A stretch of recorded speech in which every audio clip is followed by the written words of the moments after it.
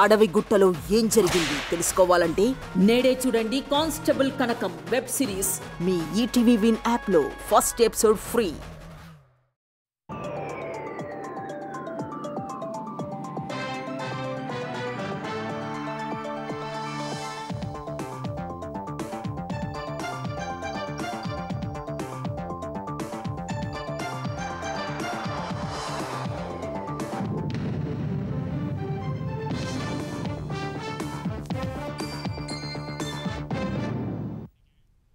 నమస్కారం, ETV news కు స్వాగతం. తెలంగాణలో వైద్య విద్య చదవాలనుకునే విద్యార్థులకు 4 ఏళ్ల స్థానికత నిబంధనపై ప్రభుత్వ ఉత్తర్వుల్ని సుప్రీంకోర్టు సమర్థించింది. ఈ మేరకు వైద్య దంత విద్యలో ప్రవేశం కోరే విద్యార్థులు 9 నుంచి 12వ తరగతి వరకు తెలంగాణలోనే చదవాల్సిందేనని రాష్ట్ర ప్రభుత్వం జారీ చేసిన జీవోను సమర్థిస్తూ సుప్రీంకోర్టు ప్రధాన న్యాయమూర్తి justice BR Gavai, justice K వినోద్లతో కూడిన ధర్మాసనం తీర్పు వెలువరించింది. తెలంగాణ వైద్య దంత కళాశాలల ప్రవేశ నిబంధనలు 2017కు 2024 ఏడాది చేసిన సవరణల్ని సీజీఐ ధర్మాసనం సమర్థించింది. ఈ అంశంపై high court single judge division bench ఉత్తర్వుల్ని పక్కన పెట్టింది. 9 నుంచి 12వ తరగతి వరకు 4 ఏళ్లు వరుసగా తెలంగాణలో చదువుకున్న విద్యార్థులకు మాత్రమే స్థానిక కోటా కింద వైద్య దంత కళాశాలల్లో ప్రవేశాలకు అర్హత కల్పిస్తూ ప్రభుత్వం ఇచ్చిన జీవోను కొందరు విద్యార్థులు హైకోర్టులో సవాలు చేశారు. ఈ పిటిషన్లపై విచారణ జరిపిన హైకోర్టు తెలంగాణలో శాశ్వత నివాసితులైనప్పటికీ కొంతకాలం రాష్ట్రం వెలుపల చదివినందుకు వైద్య కళాశాలల్లో వారి ప్రవేశాల్ని తిరస్కరించలేరని తీర్పిచ్చింది. ఈ తీర్పును సవాలు చేస్తూ తెలంగాణ ప్రభుత్వం దాఖలు చేసిన పిటిషన్పై విచారణ జరిపిన సీజీఐ ధర్మాసనం హైకోర్టు తీర్పును కొట్టేసింది. తెలంగాణ ప్రభుత్వ జీవోను సమర్థించింది. స్థానికతపై సుప్రీంకోర్టు తీర్పుతో ఎంబీబీఎస్ అడ్మిషన్ల ప్రక్రియను త్వరలోనే ప్రారంభిస్తామని తెలంగాణ వైద్యారోగ్య శాఖ ప్రకటించింది. స్థానికతపై జీవో 33లోని నిబంధనల ప్రకారమే సీట్లు భర్తీ చేయనున్నట్టు స్పష్టం చేసింది. 9వ తరగతి నుంచి వరుసగా 4 ఏళ్లు తెలంగాణలో చదివిన వారిని మాత్రమే స్థానికులుగా నిర్ధారిస్తూ వారికే స్థానిక కోటా కింద సీట్లు కేటాయించనున్నట్టు తెలిపింది. స్థానికతపై తాము రూపొందించిన నిబంధనలు సరైనవేనని సుప్రీంకోర్టు అభిప్రాయపడిందన్న వైద్యారోగ్య శాఖ ఈ తీర్పుతో తెలంగాణ విద్యార్థులకే స్థానిక సీట్లు దక్కుతాయని పేర్కొంది. తెలంగాణలో ప్రభుత్వ, ప్రైవేటు వైద్య కళాశాలలు కలిపి సుమారు 9,000 సీట్లు ఉండగా అందులో 6,000కు పైగా సీట్లను కన్వీనర్ కోటాలో భర్తీ చేయనున్నారు. జస్టిస్ పీసీ ఘోష్ కమిషన్ నివేదికను వ్యతిరేకిస్తూ బీఆర్ఎస్ సభ్యులు చేసిన ఆందోళనలతో తెలంగాణ శాసనమండలి సమావేశం రసాభాసగా మారింది. సభ ప్రారంభం కాగానే బీఆర్ఎస్ సభ్యులు నిరసనకు దిగారు. పోడియం చుట్టూ చేరి నినాదాలు చేశారు. ఘోష్ కమిషన్ నివేదికను చింపేసి ఎగరేశారు. బీఆర్ఎస్ సభ్యుల ఆందోళన మధ్య సభలో పలు బిల్లుల్ని ఆమోదించారు. పంచాయతీరాజ్ చట్ట సవరణ బిల్లు, తెలంగాణ పురపాలక సంఘాల సవరణ బిల్లు, తెలంగాణ అల్లోపతిక్ ప్రైవేటు వైద్య సంరక్షణ సంస్థల బిల్లుల్ని మంత్రులు సభలో ప్రవేశపెట్టారు.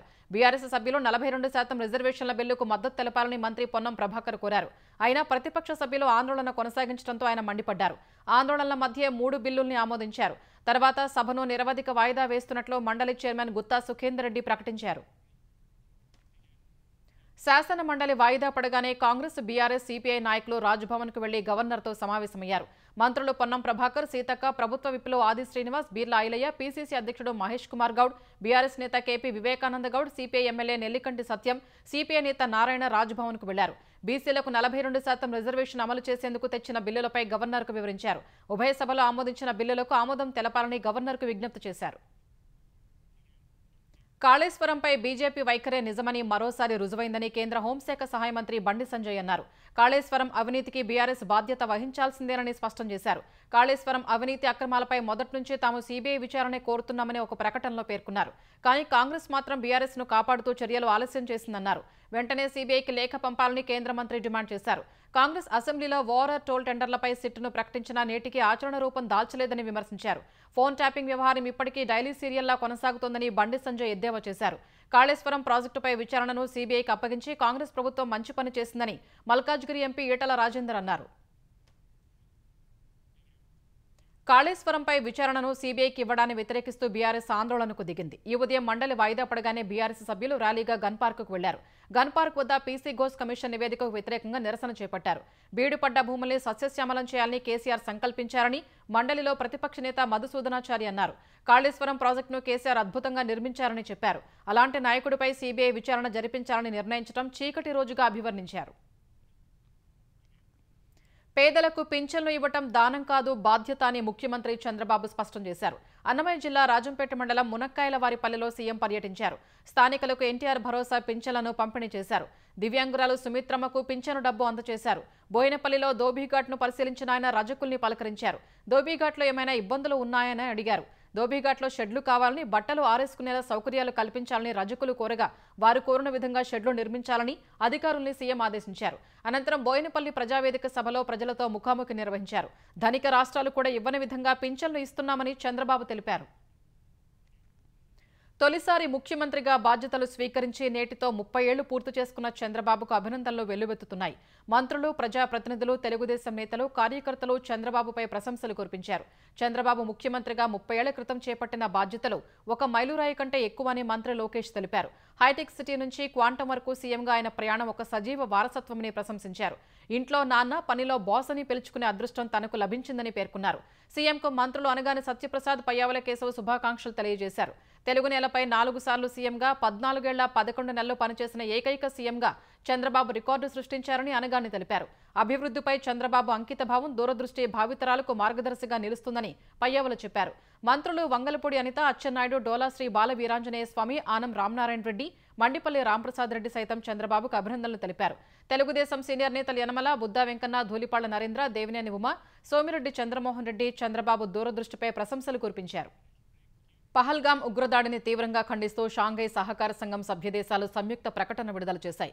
ఉగ్రవాదంపై పోర్లో ద్వంద్వ ప్రమాణాలు ఆమోదయోగ్యం కాదని స్పష్టం చేశాయి. ఉగ్రవాదాన్ని అణిచివేస్తామని ప్రతిజ్ఞ చేశాయి. చైనాలోని తియాన్జిన్ వేదికగా 2 రోజులు జరిగిన 25వ షాంఘై శిఖరాగ్ర సదస్సు ముగియడంతో ఎస్సీఓ సభ్యదేశాలు ఈ మేరకు సంయుక్త ప్రకటన విడుదల చేశాయి. గాజాలో ఇజ్రాయెల్ చేపడుతున్న సైనిక చర్యను ఎస్సీఓ సభ్యదేశాలు ఖండించాయి.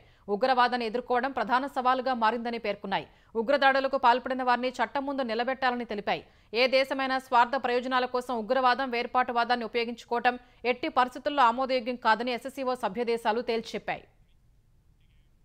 ఉగ్రవాదం ఏ రూపంలో ఉన్నా అంతా వ్యతిరేకించాల్సిందేనని ప్రధాని నరేంద్ర మోదీ స్పష్టం చేశారు. చైనాలోని తియాన్జిన్ వేదికగా జరిగిన షాంఘై శిఖరాగ్ర సదస్సులో మాట్లాడిన మోదీ ఉగ్రవాదంపై పాకిస్తాన్ వైఖరిని ఎండగట్టారు. కొన్ని దేశాల ఉగ్రవాదానికి బహిరంగంగా మద్దతు ఇస్తున్నాయని పాక్ను ఉద్దేశించి విమర్శించారు. పాక్ ప్రధాని షహబాజ్ షరీఫ్ సమక్షంలోని వ్యాఖ్యలు చేసిన మోదీ ఉగ్రవాదం శాంతికి ముప్పుగా పరిణమించిందన్నారు. పహల్గాం దాడి వేళ భారత్కు మద్దతుగా నిలిచిన దేశాలకు కృతజ్ఞతలు తెలిపిన ప్రధాని మోదీ ఉగ్రవాదంపై పోరులో దేశాలన్నీ ఐక్యంగా నిలవాలని పిలుపునిచ్చారు. అంతర్జాతీయ సంస్థల్లో సంస్కరణల కోసం ఎస్సీఓ సభ్య దేశాల మధ్య మరింత సహకారం అవసరమని అభిప్రాయపడ్డారు. అనుసంధాన ప్రక్రియలో దేశ సార్వభౌమత్వాన్ని, ప్రాదేశిక సమగ్రతను గౌరవించాలన్నదే తమ విధానమని చైనా చేపడుతున్న బెల్ట్ అండ్ రోడ్ ఇనిషియేటివ్ను ఉద్దేశించి అన్నారు. బలమైన అనుసంధానత, వాణిజ్యం సహా అభివృద్ధి, విశ్వాసానికి ద్వారాలు తెరుస్తుందని మోదీ చెప్పారు. ఇది దృష్టిలో పెట్టుకుని చాబహార్ పోర్టు అంతర్జాతీయ ఉత్తర దక్షిణ రవాణా కారిడార్ కోసం కృషి చేస్తున్నట్టు వివరించారు. ప్రపంచ శాంతి, స్థిరత్వం, శ్రేయస్సు కోసం భారత్, రష్యా మధ్య సన్నిహిత సంబంధాలు చాలా కీలకమని ప్రధాని మోదీ వెల్లడించారు. కష్టకాలంలో భారత్, రష్యా కలిసి పనిచేయాలని ఆకాంక్షించారు. తియాన్జిన్ వేదికగా చర్చలు జరిపిన ప్రధాని మోదీ రష్యా అధ్యక్షుడు పుతిన్, ద్వైపాక్షిక సంబంధాల బలోపేతం సహా రష్యా ఉక్రెయిన్ సంక్షోభంపై చర్చించారు. ఉక్రెయిన్లో శాంతి స్థాపనకు చేపట్టే అన్ని చర్యల్ని స్వాగతిస్తున్నట్లు మోదీ తెలిపారు. రష్యా ఉక్రెయిన్ యుద్ధాన్ని వీలైనంత త్వరగా ముగించాలని మానవాళి కోరుకుంటోందని పేర్కొన్నారు. ఈ యుద్ధం ముగింపునకు శాంతియుత పరిష్కారం దిశగా అన్ని పక్షాలు నిర్మాణాత్మకంగా ముందుకు సాగుతాయని ఆకాంక్షించారు. ఎస్సీఓ సదస్సు తర్వాత ద్వైపాక్షిక చర్చల కోసం పుతిన్తో కలిసి ఒకే కారులో వెళ్లినట్టు తెలిపిన మోదీ ఈ ఏడాది చివరిలో భారత్కు వస్తున్న పుతిన్ పర్యటన కోసం ఎదురు చూస్తున్నట్లు తెలిపారు. అంతర్జాతీయ సమాజంలో బెదిరింపు ప్రవర్తనను అంగీకరించబోమని చైనా అధ్యక్షుడు జిన్పింగ్ తేల్చిచెప్పారు. నిష్పాక్షికత, న్యాయం, బహుళత్వానికి ప్రాధాన్యం ఉండాలని పేర్కొన్నారు. తియాన్జిన్ వేదికగా షాంఘై సహకార సంఘం సదస్సులో కీలక ఉపన్యాసం చేసిన జిన్పింగ్ అమెరికా అధ్యక్షుడు ట్రంప్నకు చురకలంటించారు. ప్రపంచంలో పరిస్థితులు ఇంకా అస్థిరంగా, అల్లకల్లోలంగా ఉన్నాయన్న ఆయన ఇలాంటి సమయంలో బెదిరింపు ధోరణిని ఏమాత్రం సహించకూడదని సభ్య దేశాల అధినేతలకు సూచించారు. బయటవారి జోక్యాన్ని నివారించి అన్ని దేశాల చట్టబద్దమైన అభివృద్ధి హక్కుల్ని కాపాడాలని పిలుపునిచ్చారు. ప్రపంచ వాణిజ్య వ్యవస్థ, ఐక్యరాజ్య సమితి వంటి సంస్థల్ని రక్షించుకోవాలని జిన్పింగ్ తెలిపారు. న్యాయం, నిష్పాక్షికతను మనం అందిపుచ్చుకోవాలన్న ఆయన ఆధిపత్యం, దురహంకార రాజకీయాల్ని తిప్పికొట్టాలన్నారు. అంతర్జాతీయ వ్యవహారాల్లో గౌరవం ఆధారంగానే నిర్మాణాత్మక భాగస్వామ్యం ఉంటుందని స్పష్టం చేశారు. షాంఘై సహకార సంస్థ సమావేశాల సందర్భంగా ఆసక్తికర ఘటన చోటు చేసుకుంది. ప్రధాని మోదీ, రష్యా అధ్యక్షుడు పుతిన్, చైనా అధ్యక్షుడు జిన్పింగ్ కరచాలనం చేసుకుంటూ, ఆలింగనం చేసుకుంటూ, సరదాగా మాట్లాడుకుంటూ చిరునవ్వులు చిందిస్తున్న దృశ్యాలు అందరినీ ఆకర్షించాయి. మరోవైపు ఆపరేషన్ సింధూర్ తర్వాత మొదటిసారిగా షాంఘై సదస్సులో భారత్, పాక్ ప్రధానులు ఎదురుపడిన దృశ్యాలు సోషల్ మీడియాలో వైరల్గా మారాయి. అందులో ప్రధాని మోదీ, పుతిన్ కలిసి వెళ్తుండగా పాక్ ప్రధాని షహబాజ్ షరీఫ్ అక్కడే నిల్చున్నప్పటికీ మోదీ ఆయన్ను పట్టించుకోలేదు.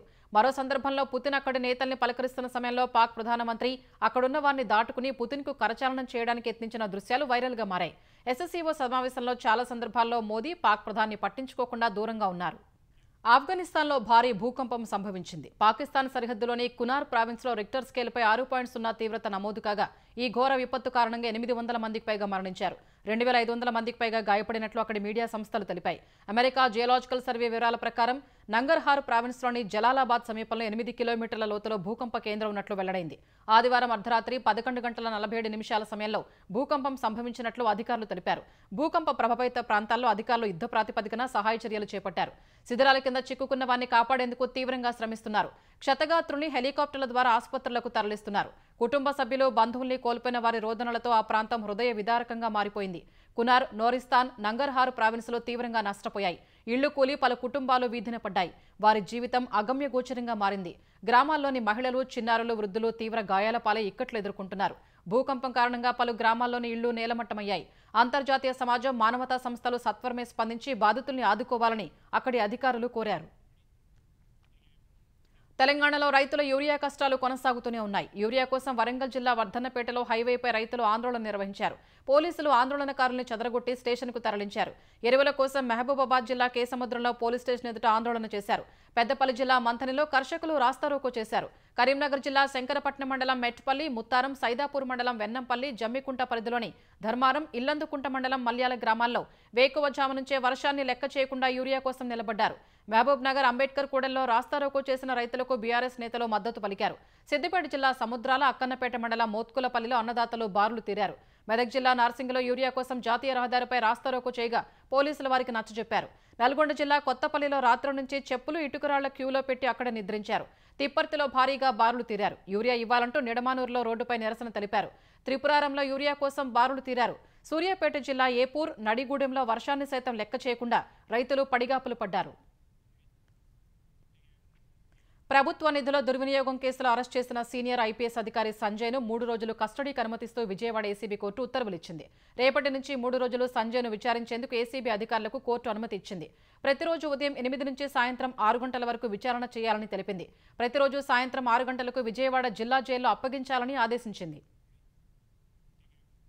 దేశంలోనే మొదటి మెట్టెక్ విశ్వవిద్యాలయం విశాఖపట్నంలో సిద్ధమవుతోంది. గాజు పలకలతో భూగోళం ఆకృతిలో విశాఖ మెట్టెక్ జోన్లో యూనివర్సిటీని నిర్మిస్తున్నారు. వైద్య సాంకేతికతలో ప్రపంచ స్థాయి పరిశోధన, శిక్షణ కోసం నెలకొల్పనున్న మెట్టెక్ విశ్వవిద్యాలయం కార్యకలాపాలు యూనివర్సిటీ గ్రాంట్స్ కమిషన్ అనుమతి వచ్చిన వెంటనే ప్రారంభం కానున్నాయి. 5 అంతస్తులో నిర్మిస్తున్న ఈ కట్టడానికి తుది మెరుగులు దిద్దుతున్నారు.